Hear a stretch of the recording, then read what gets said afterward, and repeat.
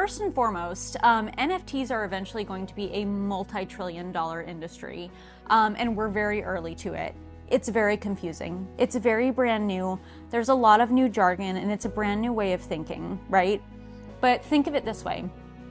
You are taking a risk, jumping into a new space, but you're also taking a risk by not jumping into the space.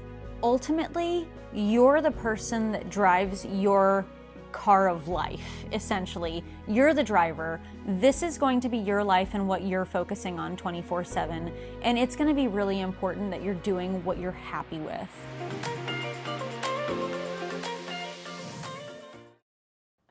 Welcome, Sara Baumann, to Women of Impact. Thank you so much. I appreciate it. Creator of Women and Weapons, freaking epic. This is my first NFT discussion that I'm having, and I wanted it to be with you. Many reasons, but the first thing is I wanted it to be very specifically about female NFTs, because right now only 16% of the NFT market is female driven. Yes. So we got to freaking change that. Yes. But I want to help understand why we need to change it and what the future looks like. Absolutely. And so I heard your story. You said your husband introduced you to the NFT world and crypto. My husband introduced me to the NFT world and crypto. Every woman I pretty much know had a guy in their life that introduced them to NFT and crypto. 100%. And so we have to change that. So I want you to help us today and tell us about NFTs, being an artist in the NFT world, and why the hell women must pay attention. Well, first and foremost, NFTs are eventually going to be a multi-trillion-dollar industry, and we're very early to it.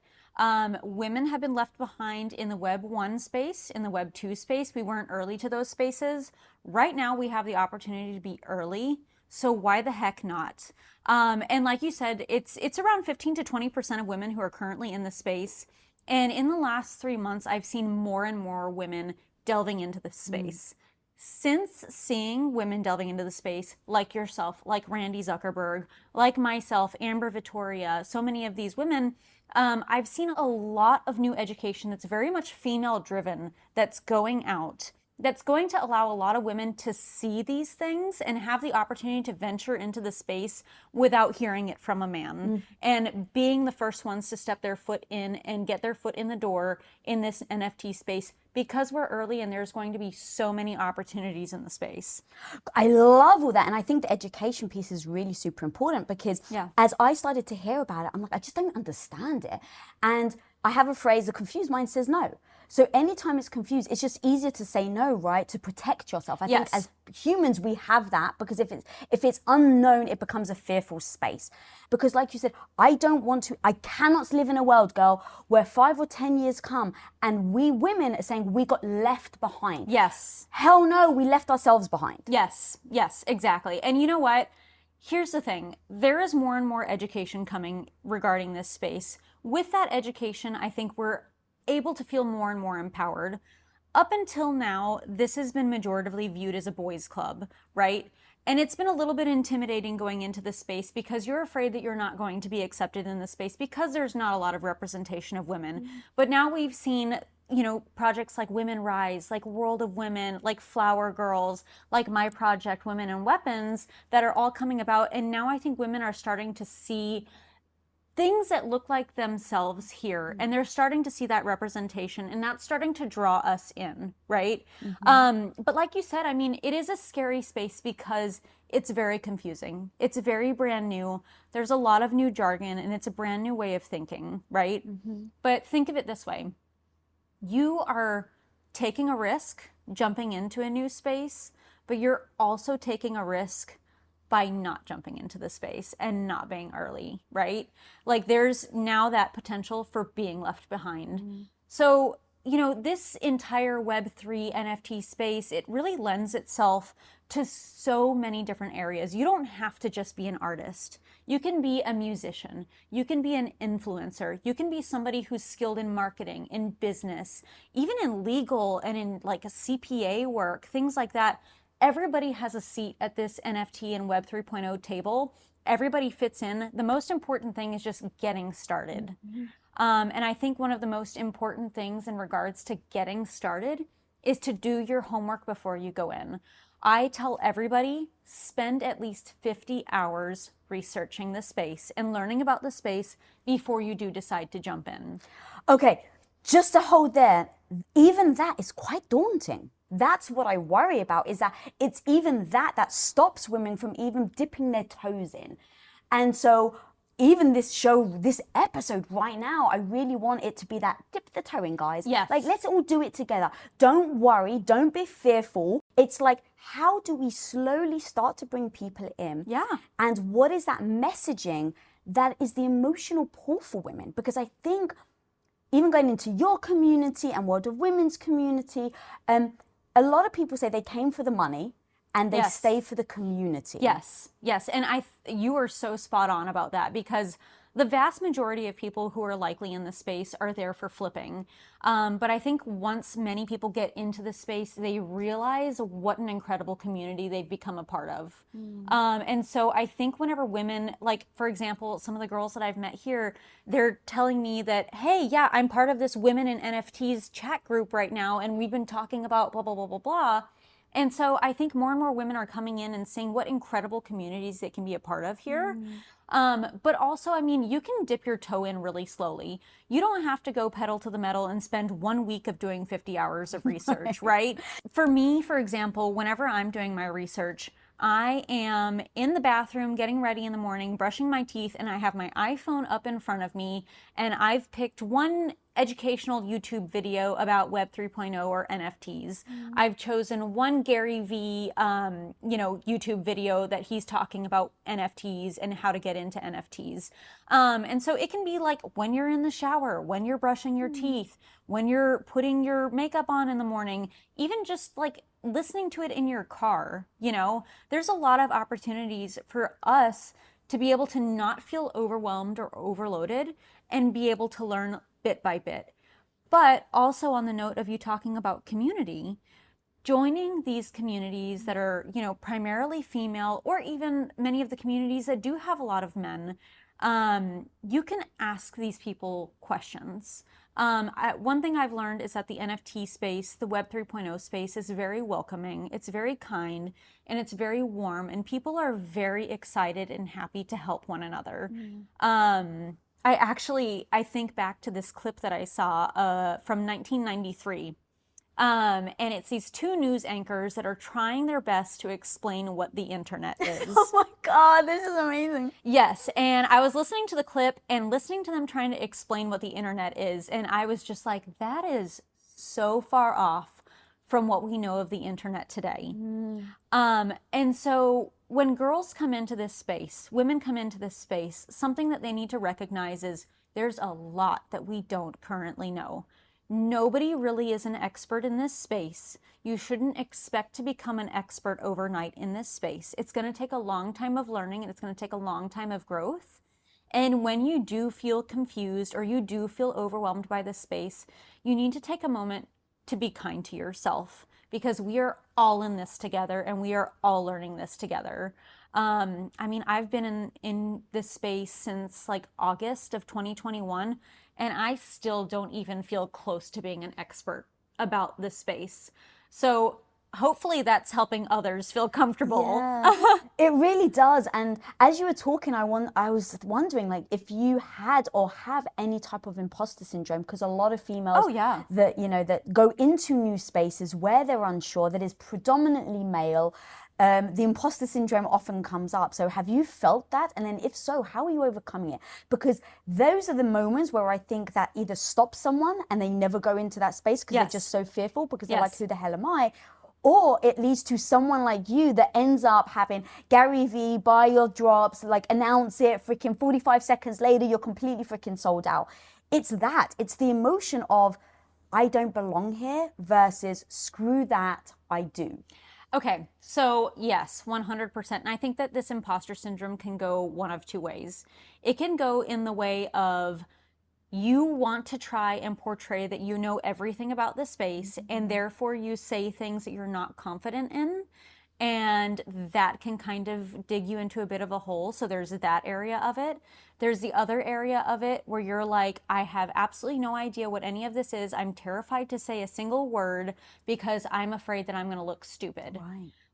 But here's the thing, talk about what you know. Listen to other people. Be confident in the areas that you do have knowledge in, and you can overcome that imposter syndrome. Like for me, I know very well that I am not an expert in the tech aspect of Web3 and the NFT space. However, I know that I'm very good in the artistic and the creative and the strategic and in the community building area of this space. So I think everybody's going to come in with one of their strengths, right? Whether that be the skill of marketing, whether that be the skill of finance, whether that be the skill of art. Everybody's going to have their niche. You shouldn't expect to be an expert in absolutely everything, the whole blanket of the space, because that's just not realistic. I love that so much. It's like just embracing what you're great at and embracing what you're terrible at. Yes. And that was even how I processed doing a show about NFTs, because I was like, I really want to talk about it, but I'm not a freaking expert. We need to break out of that notion of, but if I don't want to look stupid, right? And you even said, it's so unknown right now, the Web3 world. Exactly. And you know what's another thing? Like, for example, my husband explained NFTs to me probably back in like January of 2021. And I was like, these are a lot of words that I have no understanding about, and I don't think that I can comprehend this information right now. And then like maybe a month later, he starts, explaining the concept of NFTs to me again. And I'm like, okay, you've piqued my interest. I'm very intrigued. I'm still super confused, but I'm willing to look into it now. And then maybe like a month or so later, he gave me a third exposure to NFTs. And by that time, I think that I had heard enough about it that I was like, okay, I don't feel scared of this anymore. In fact, my interest is piqued and I feel very curious and I'm really excited to learn. And so I started joining various Twitter spaces and just listening to what people had to say.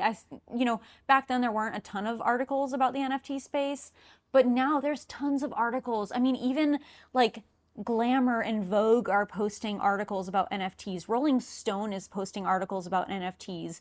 So there's a wealth of information out there for us to be able to learn from, at our own pace. You don't have to jump in, and you can take your time and take that time so that you do feel comfortable as you're learning.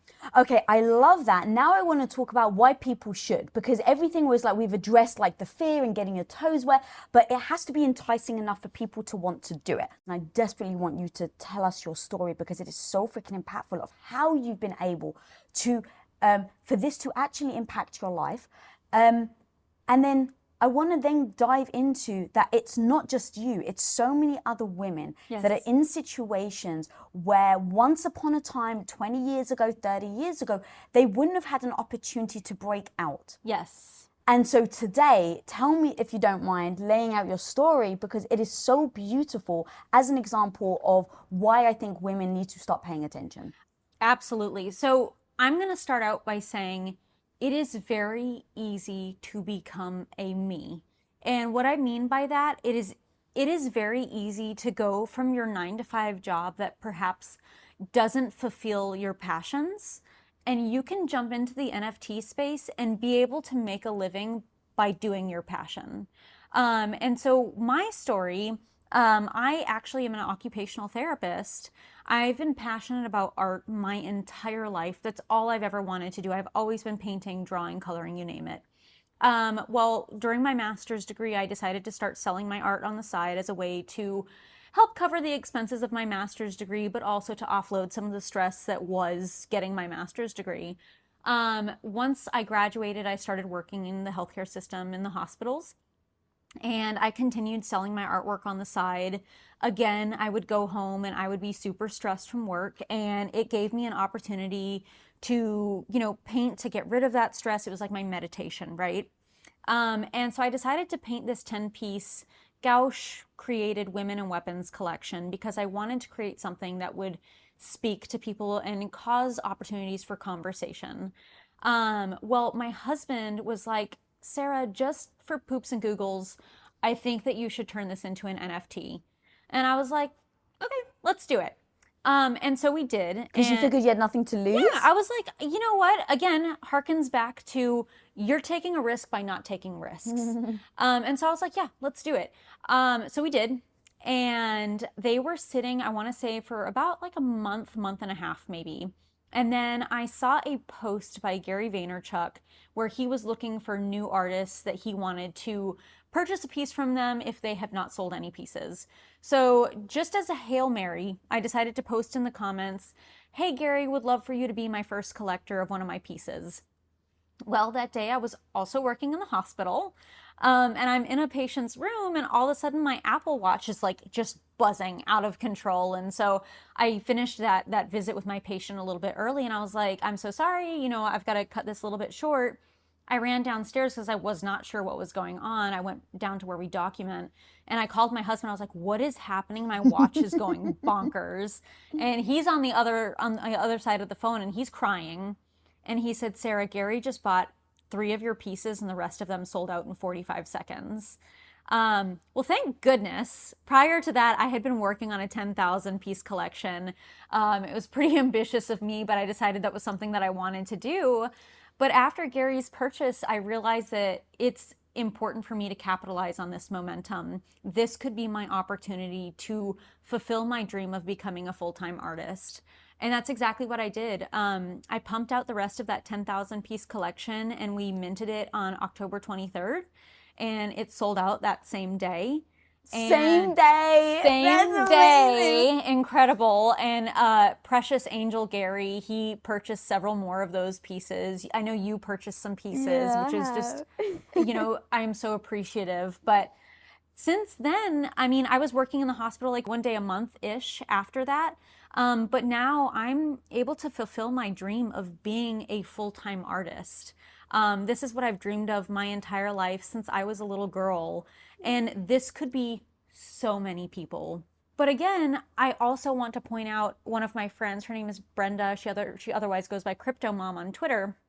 And she quit her full-time job at a bank, and now she's a crypto and NFT advisor. So there's tons of opportunities in this space. The key is to be early and to take a chance and to take a risk, but to do your research before you go in and make sure you feel comfortable whenever you are jumping in. Oh my God, I love that story so much.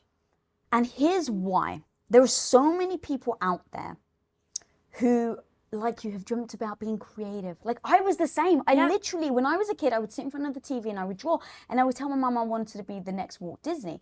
And then she literally broke my heart by saying, oh, but don't you know that A, it's all on digital now, and B, you live in England, like you'd have to go and work for Disney in America, and there's no way, right? Like, so it was the tiny dream that this little British girl had, this audacious dream of being this artist, and then just being like, it's so hard to get there because you have to be in a different country, you have to jump these hurdles, you have to know people, and it felt so far-fetched that I never tried. Yes. So thinking about how you, with having this dream, and you didn't pursue it, right? Because the same thing, before the NFT and Web3 came about, there wasn't necessarily an easier way to get in as an individual. It was kind of trying to get hired or to try to get noticed. And so that is so damn powerful. And then you even said it about 𝗺𝗵𝗵𝗵𝗁, that I had to think about how I can connect emotionally to Web3. And it was the little girl inside me, the artist. Yes. And then it was the mum. My mum would go to work. She worked so freaking hard so that she could come home, put food on the table, put a roof over her head, take us on trips. And I would see her pass out on the couch at 7 p.m. every night because she was so tired. Oh, and I completely see eye to eye with you there because, you know, my mom is an immigrant from Iran, and she raised me, you know, a lot of the time on her own. And she went to work. She worked probably like a 60 to 70 hour work week to make sure that she provided for me.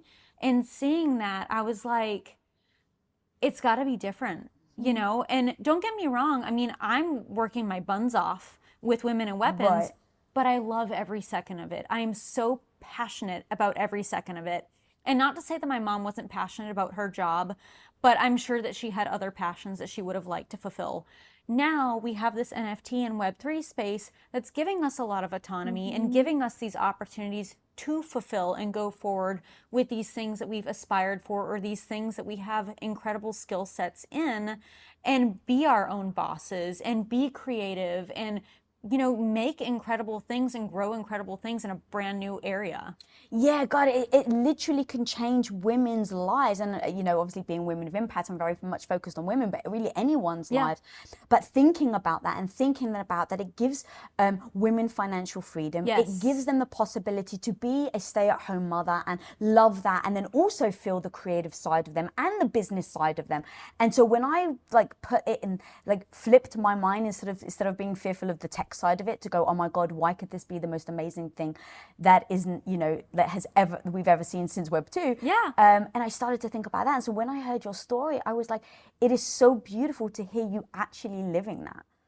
And then you actually just mentioned that I'd love to talk about is that your mum comes from Iran. Yes. So talk to me about any cultural pressure that you've had, because that's also another thing is, you know, as females, we do have certain expectations. At least I, you know, being Greek Orthodox, you're going to grow up, you're going to be a mum, you're going to be a housewife, you're going to take care of the kids. So talk to me about the cultural pressure, if you've had any. Oh my gosh, there was definitely cultural pressure. I mean, from the time that I was a child, I was told, you are going to be a doctor, a lawyer, or engineer. Those are your three options. You know, my mom and I, we finally came to a consensus. How about occupational therapy? And she was like, okay, it's healthcare, this is fine. You do art on the aside, you know? And so I always felt a ton of pressure to go into a field. And don't get me wrong, I love science. I think science is super fascinating. However, I don't know that it was so much my passion that it was what I wanted to do all day, every day. But I did go into science for that security because, you know, my mom coming to the United States by herself, security was hugely important for her. And so that's what I did. I went and I got my master's degree in a science and healthcare field. But there was this huge part of my heart that was just always heavy and sad that I wasn't doing what truly made me happy. Being art, being the person creating a business that would bring my art to the world. And now that I've had that opportunity with NFTs, I don't think I've ever felt this level of happiness in my life ever. And that's not to say that I don't love my patients. I'm actually very passionate about stroke rehabilitation, but still art is always going to be the one thing that I've wanted to spend my time on my entire life. Did you have to talk to your mom about the new, your new avenue, or? Oh yeah, that was a conversation. How did that one go? Not great. Because please, if you don't mind breaking it down, because these are the things that I think as women hold us back from entering this space. So if you can tell us all like the details of like, and the key things to maybe not do or do when we're faced with that situation. Well, you know, I think a big thing about it is that she didn't really understand the space. She didn't understand the scale of the space. I don't think she understood the opportunities in the space. I think essentially what she understood and what she heard was that I'm selling my artwork and 10,000 units of my art pieces sold out. But she was also thinking, well, what happens when that all goes away? Like, you're going to lose that security that your 9-to-5 job provides you. And so whenever I told her that I was going down to PRN status, which anybody who's not familiar in healthcare essentially means a work as needed basis, like you kind of choose your hours. I told her that I was going down to a PRN status, and she was actually fairly upset with me. She was like, you need to keep your job. You need to stick with your job because I don't think you know that you may not have longevity with this NFT business. And she was pretty upset with me. But over the course of the last several months, I think she's seen how things are, how it's grown, the incredible array of opportunities that being in this space has provided to me and to my husband and to our family.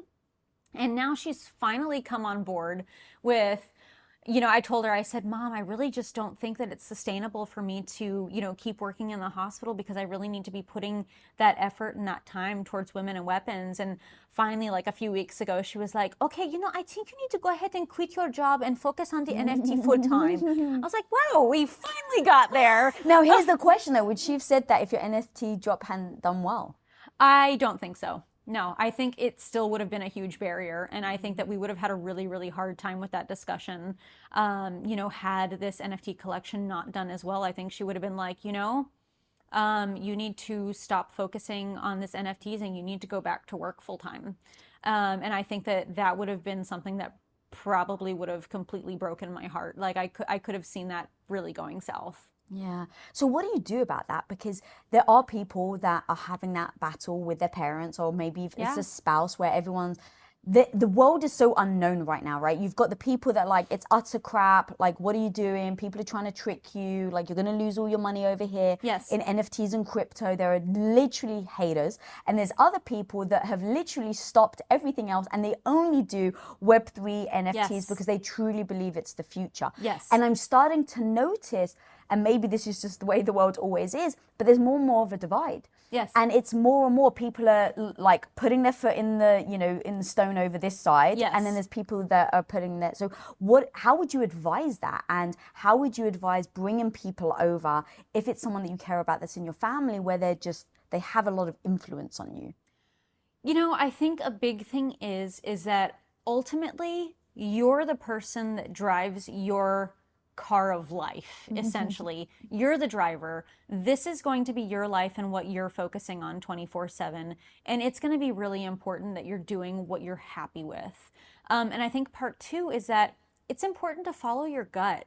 There have been a lot of other instances where I've thought about, well, maybe I should quit my hospital work and go into doing this, art type of work. But my gut was kind of like, oh, I don't really know. Something about jumping into this space, my gut was just like, this is the time. Like, you're ready. It's a good time. Go for it. And I followed my gut. And, even if my mom would have, really pumped the brakes on that and been like, I don't support you in this at all, I think I would have still charged forward on it. And I would have tried to educate her along the way. I would have been more than happy to provide her with education, show her the statistics, show her the return, show her the fact that I am able to be successful and support myself and my husband in this space, and we are doing okay. And so I think a big thing is to do what ultimately makes you happy and go with your gut. I love that. Have you thought about what if you're wrong? Oh yeah, absolutely. I think it's human nature to have that in the back of your head all the time. Like, what if this goes south? What's my plan B? But I think for us personally, and I don't necessarily recommend this for anybody else, for us, we're continuing to live very responsibly. So we're not going and blowing all of our money or anything of that sort. We're living very much modestly because there's always going to be a possibility that things could go south. And so I just want to make sure that we're going to be safe in that regard. But I'm still going to charge forward, and I'm going to try and grow Women in Weapons to be as big as it can possibly be. And I have an immense amount of faith behind myself, my husband, our team, behind Women in Weapons as a brand, that it is going to succeed. And so, I'm putting all of those faith eggs in that basket that we're going to succeed. And that's my only option. And that's the only option I'm allowing to myself. Oh, I love that so much. I love how just forceful you are. It's so empowering and inspiring. And look, we can be wrong. And if we're wrong, it is what it is. But I would rather that than never try. Exactly. And there's a quote, I can't recall who it's from, but I know for a fact I heard it in a Jason Mraz song. And that quote is, leap and the net will appear. And so take a chance, because you don't necessarily know that might fail, but something really incredible may be on the other side of that. Like my husband and I, even though I've been an occupational therapist majoritively, we've also been running side businesses. And some of them have been successful and some of them have been unsuccessful, but we've learned so much from those failures, right? And there's a very good possibility that Web3 is the future. And as well, there's a lot that we have absolutely no idea in regards to what's coming. I mean, this could be so incredibly expansive that we can't even really wrap our brains around it. But no matter which way it goes, I want to be early. I want to learn as I'm going. I may not know all the answers right now. I am certainly not an expert in the Web3 area, but I am more than happy to learn about it because there is nothing wrong with having more knowledge. Is that voice in your head being mean and cruel to you? Is it chipping away at your accomplishments, making you feel less than? Guys, I get it. That voice can be so freaking painful, but it can also be an incredible motivator. And you can learn how to do this and more in my new book, Radical Confidence. This book, guys, will provide you with tactics, tips, and actual concrete no BS strategies in order to become your most freaking confident self. That takes a lot of courage though, and many women that I know or have met want to be the early adopters, want to be the first person there. In fact, at least I'm just going to speak for myself, I'm usually the opposite. Like naturally, I'm the opposite because I'm like, well, let's just see how they do, right? Let's see how it goes. Yeah, exactly. Yeah. It's like, because I don't know what I'm doing. So if, like, I want someone to almost lead, and that is my instinct. But when I go to, okay, well, if I could flash back, if I could go back into time, and the internet, you know, when I first found out about it, and it was so confusing. That's why I just stepped back and I was like, it's for everybody else. Yeah. And it wasn't until the world adopted it that I then said, oh, maybe this is something. Perhaps I should get in. Yeah. And the tech side of it, like you said, is such the fearful side that I have that it almost stopped me until I started to reframe how I thought of the internet when it first happened. Yes. I remember someone saying to me, oh, the internet. I was like, what the hell is that? And it's like, oh, the computers. Okay, well, show me. And it was like, plug the computer in. Okay, we'll get to your email. How the hell do I get to my email? We have to switch the computer on. Okay, I've switched it on. It's not, no, you have to go to Safari. What the hell is Safari? Yes. And then you go to Safari. It's like, okay, I'm on Safari. I don't see my email. No, you have to go up to the top to the web page and you have to put hotmail.com. What? You have to set up an account. What do you mean? And it just becomes so daunting. Yes. But now imagine you say to someone, I don't have an email because I don't know how. You'd be like, right. This person doesn't have an email. Yes. They don't know. It's so second nature to us now. Well, I think human behavior lends itself to a fear of failure, right? But you know what? Just take a chance. See what happens if you do fail. I mean, like, for example, going back to my mom, she is terrified of like trying to set up the television. Like, she always calls me and she's like, I can't change the channel on the TV. Something's gone wrong. And I'm like, well, Mom, just like play with the different cables, unplug it, plug it back in, try this, try that. And she's like, well, I'm afraid I'm going to mess it up. And I'm like, well, I mean, okay, if you mess it up, no big deal. Then we'll come over and we'll fix it, or we'll get somebody to fix it. A lot of times there's opportunity to make it better, but you don't learn unless you fail. A lot of times you don't learn unless you fail, or unless you try it for the first time and you succeed. And now suddenly that seed is planted in your brain and it's kind of like a muscle memory. You're like, oh my gosh, I figured that out that first time. Now I know how to do it for all these subsequent times, and I'm not afraid of doing it anymore. You know, is that the mentality you had then when you were starting Women and Weapons? Because it wasn't like you had a trace of women that had already done it, and now you're like, oh, okay, I like a bit of that, I like a bit of that, and now I'm going to mold it and make it my own. You like basically had no example to follow. Oh yeah, no, definitely not. I think I went into it full-heartedly with a recognition that I was going to be learning as I went. Oh, amazing. And that's exactly what we've been doing. We have been learning as we go. We've been utilizing the skills that we have from our past businesses, from my jobs that I've had in the past whenever I was in college and worked in graphic design and learned Illustrator and Photoshop. But even some of the skills that I learned being an occupational therapist and being able to be receptive of others and listen to others and, you know, want to help others. All of these skills that I had from my past are filtering so beautifully into what is needed for Women and Weapons. And I am so not afraid at all of learning as I go. In fact, I think we are all learning as we go right now. I don't think that it's fair for really anybody to say that they're an expert in this space or know absolutely everything. I think just about any person you ask, including people like Randy Zuckerberg and Gary Vee, who are very influential in this space, will happily tell you that, yeah, we're totally learning this too. We're all in this together. I love that so much. And in just knowing that, it really does then bring down your defenses of not entering a space that you're so fearful of. How have you found other women in this space, and how is everyone coming together in order to support other women? So for instance, I know that in your drop, you have a fund that you do. Yes. Can you talk to me about that? And it seems to be now the very common thing as ways of giving back. Are you finding that other women are doing the same? Are you finding that there's like a strategy to it or an idea behind it? You know what? One thing I would say is that there's no one strategy. I think that we are all trying different things, and we are slowly but surely figuring out what's successful, what's not so successful, and we're kind of learning from each other.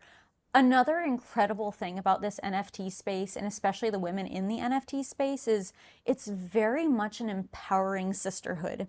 Everybody wants everybody to succeed. All of us ladies are more than happy to reach out to one another, lift each other up, provide each other a platform. Like you mentioned, our platform that we have essentially, which is called the Patron Wallet. We are purchasing pieces from up-and-coming artists to help provide them a platform, to help get the ball rolling on their art pieces, get their name out there so that they too can be successful in this space. Because right now, that's the way to do it. I mean, you know, let's not make it a toxic space. Let's keep uplifting one another. And might I say as well, something very interesting. I have noticed that since the women have been getting into this space, I have seen more educational material put out than ever before in this space. I mean, you can go to websites like My BFF, like WAGMI or WAGMI that Michelle Reeves is putting out. You can see the content that Randy Zuckerberg is putting out. All of these absolutely incredible women are putting out such awesome educational content for getting into this space, and they start from the ground up. So that if you are very overwhelmed and it seems like it's super daunting, you've got a really good base platform to start from that's not going to feel daunting. And on top of that, you've got an entire community and sisterhood of individuals who are so happy to be there to empower you and help you and answer your questions and make sure that you realize that there's not a stupid question. And it's okay to ask whatever you want. Someone's there to answer it. And what are you doing in your community to allow people to feel comfortable to come in to ask the questions where they don't, you know? Absolutely. Well, I'm a huge believer in your vibe attracts your tribe. And so one thing that myself and my husband do is just about every day, we get into our Discord and we interact directly with our community. And we're very big on making sure that people are aware that leading with kindness and openness and a genuine heart and a willingness to help one another is extremely important for our women and weapons ecosystem. And I must say, I think that just leading with that foot has created one of the most incredible NFT communities, our women and weapons community. We have such lovely people that are a part of it. And for example, my sign out every time I leave Discord is stay kind to one another. And so I think that if we continue to lead with that foot of kindness and generosity and love, I think that we can continue to snowball this as this space is growing and keep it this way. I've been into your Discord. So lovely, so welcoming. Thank you. Went into World of Women, so lovely, so welcoming. And I didn't know what to expect. Yes. Because growing up, I got picked on by other girls. I got bullied by other girls. Same. And really? Oh, yeah. And so there's that part of you that doesn't necessarily want to go into another space in case you get hated on. Yes. Right? And so, but when I went into it, everyone was so kind and it was so beautiful to see. And yet I've had other people and I've gotten personal advice where people like, if you go into other people's spaces and you do not know what you're talking about, they will rip you apart. Yeah. And I don't know what to do with that because I want to learn. Yeah. And I want to be in a community that accepts me, that allows me to ask questions like Absolutely. you said. And for me to come in as a complete newbie and not know what the hell I'm talking about, but genuinely want to learn. And yet, when other people have said they've gone into other Discords or other different communities or they get hate on Twitter, yeah, now I become a little more fearful to enter the space. Now, look, I have gotten to the phase in my life where I'm like, fine, just throw hate. I don't give a shit. I really want to impact women. But if other women get an experience where they go into a community or they get hate from people where they're like, you don't freaking know what you're talking about, get out of our space, I'm really worried about that. And I'm not going to lie, and I'm not going to sugarcoat it. You most likely will see that in some spaces. But something that I think is important is to go in first as an observer. Observe the community, see if it's something that you want to be a part of or not. That's going to give you a really solid indication to begin with. I hear oftentimes from people who come and join our community, they say, oh my gosh, this is the kindest, most loving community that I've seen in Discord, which I am unbelievably appreciative of. But I mean, people can take that opportunity to come and just observe in the Discord first. Find out if it's something that you want to be a part of. Like, be a voyeur for a little bit. See what kind of energy there is in that Discord. If that energy vibes with you, then jump in. And if somebody does hate on you, screw them. Don't let that impact you. You're there to put yourself out there. If somebody has something negative to say about you, that's on them. That's not on you. Oh God, I love how empowering you are. And it so goes, your personality so goes with the art. Why did you choose weapons? How do you find that empowering? And talk to me a bit about art, because when I see art, I get a visceral reaction, which is why, like, I didn't buy any of my art, so World of Women and yours, I didn't buy any of it because of to resell. Right. I literally was like, what are the things that I can look at that makes me feel like a badass, right? I wear my Wonder Woman necklace to make myself feel like a badass. And so seeing your stuff, I was like, this artist, I have to meet her because she feels like a badass. So talk to me about how that emotion empowers you to do the art, and then vice versa. Absolutely. So prior to getting into women and weapons, I had primarily painted like plant life, still life, portraits, what have you. And for some reason, one day I was sitting down and I was like, I want to create something that will cause people to create conversation and discuss. So I started reading a little bit about women during that World War II era here in the United States, where the men went off to war and the women were brought into the workforce to build, a lot of machinery and weaponry and what have you. Well, during that time, productivity increased, the quality of the products increased, and the turnover time decreased. So everything was a positive while these women were working in these factories. And so many of these women absolutely loved the independence that it afforded them. They loved being able to get out of the house and do something with their hands and feel like they were giving back.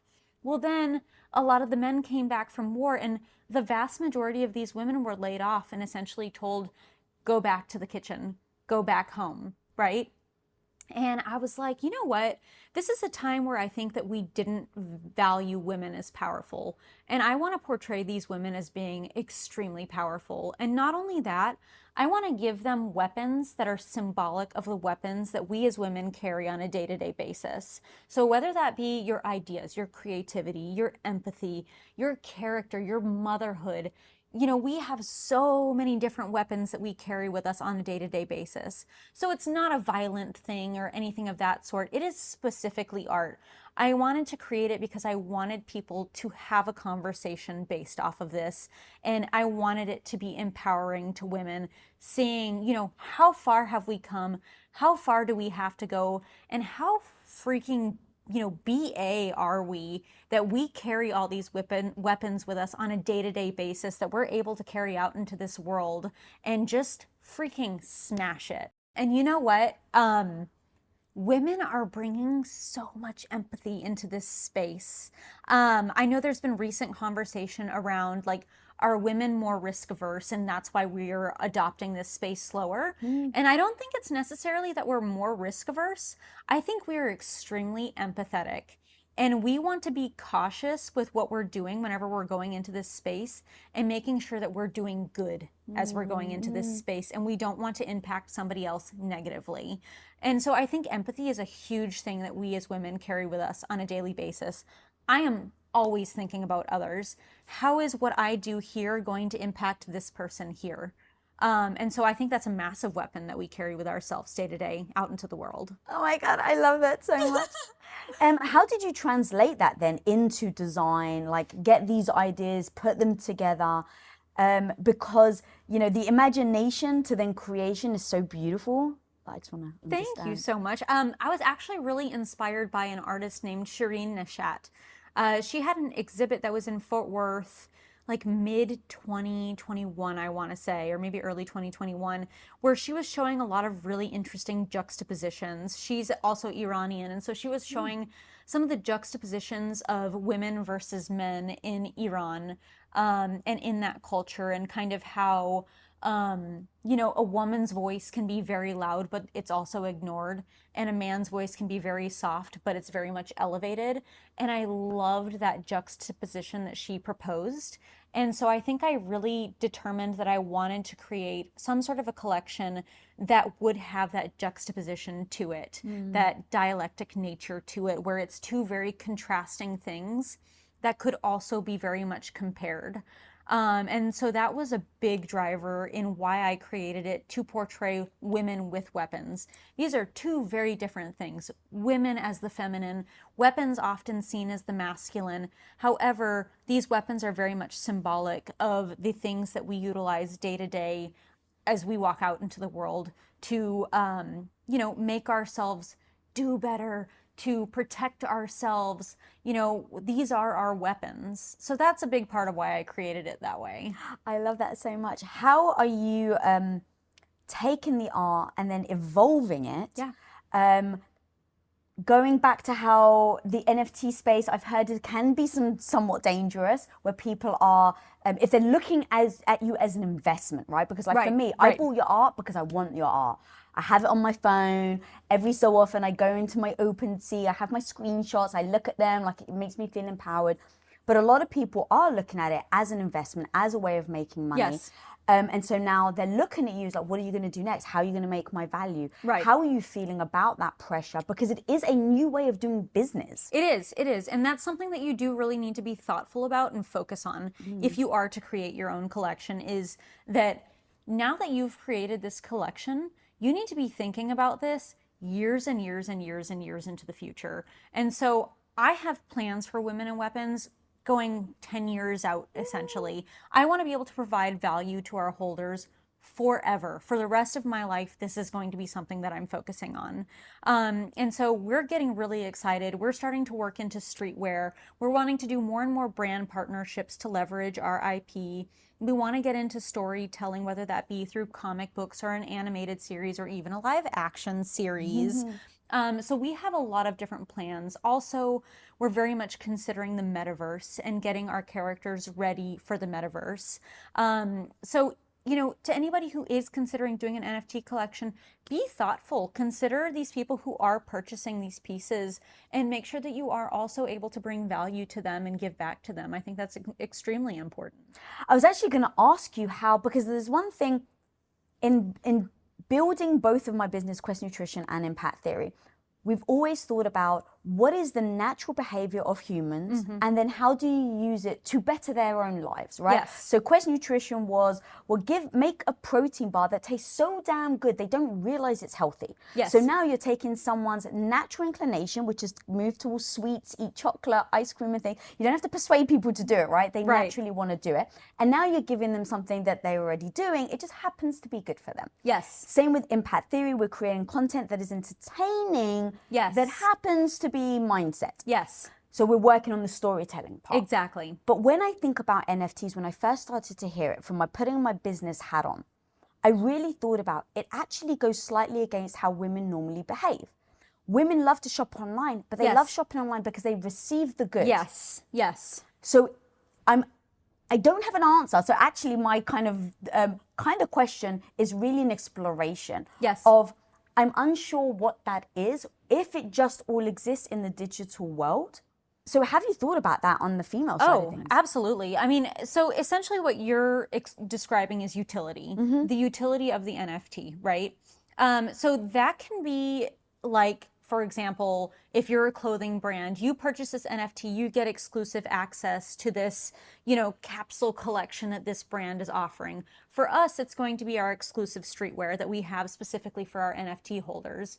For example, VFriends, your VFriend ownership allows you access to that VCon conference for, X number of years. So you might be getting that digital NFT, but you might also be getting a physical piece to it. Like, for example, several one-of-one artists, you'll purchase that NFT and they will also ship you the physical piece of that artwork. So there's that. You might purchase an NFT and that acts as your ticket to get into a conference as exclusive and incredible as VCon. You might purchase an NFT that's created by, say, DreamWorks, and you get exclusive access to things that they're doing with their movies, with their shows, what have you. So there's going to be a lot of different avenues that we can build in utility. It just kind of depends on what is it that you're wanting to offer to your community. But we are most certainly thinking utility. That is definitely something that's important to us, and that kind of harkens back to potentially doing an animated series, potentially doing a comic book, doing streetwear, getting our characters metaverse ready. So we are 100% thinking about that, and we're constantly thinking on how can we give back to our community and make them proud of us. Okay, amazing. I'd love for you to actually break down very quickly what metaverse is, because I'm just assuming that maybe some people right now are hearing it for the first time. It's so freaking cool. And I really would like you to talk about Malala, is that how you pronounce it? Yes, yes. Because again, your point about giving back, like that's why I want people to hear how expansive this thing is. Even you talking about the utility, the clothing wear, I want you to talk about Malala, because it isn't just from what may appear on the outside, it's a digital art piece. It's not just that. So if you don't mind breaking that down a bit more, I'd love it. So I would say I am certainly not an expert in regards to the metaverse. But in layman's terms, the way that I can explain it is going to be our new way of interacting with one another. Of course, for people like myself, that's never going to beat one-on-one interaction. I love that opportunity to interact with you, see your face, get to hug you. That means the world to me. But it is most certainly going to be the new way that we're starting to interact with one another. And many of these NFTs might be your avatar.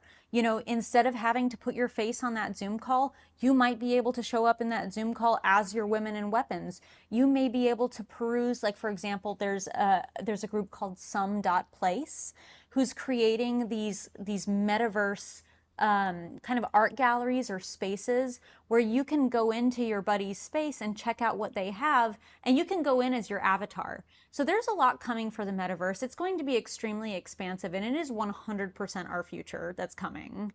I love it so much. And so when I started to hear about it, you know, I'd already read the book Ready Player One. Yeah. So I was like, oh my God, this is Ready Player One. This is like so freaking awesome. Yeah, exactly. And then understanding how you get to hang out with people. And like, I obviously think about like, oh my God, it'd be amazing. I get to hang out with Oprah. Yes. Right? Like when you think about the possibilities of how us as women use it and can utilize it, and then to me it doesn't become so daunting. There's something about the fact that if it's really high tech and it's like I don't quite understand it, which is why I wanted to ask you, because I freaking love layman's terms. I think we need more layman's terms. Yes. To allow it to not be so daunting. Totally agree with you on that. And I think this is going to be an incredible way that we're going to start interacting. Like for example, being a part of the NFT community, I have made so many friends who live in Hong Kong, who live in Australia, who live in London, who live in Portugal. And I want to interact with those people. How cool is it that we have the opportunity to join a metaverse space where we can all jump into this space, either as ourselves or our avatars, and get to sit and interact with one another, maybe watch a movie in there together. There's going to be a lot of opportunities where us women, even if we live all over the world, can get together in this single metaverse space. I love it. Like, I'm getting so excited as you're talking about it, because if it becomes like the norm, the hope is that it does, and that, you know, one day we'll look back at this interview and go, oh my God, look at back then when we were talking about what the hell is Web3.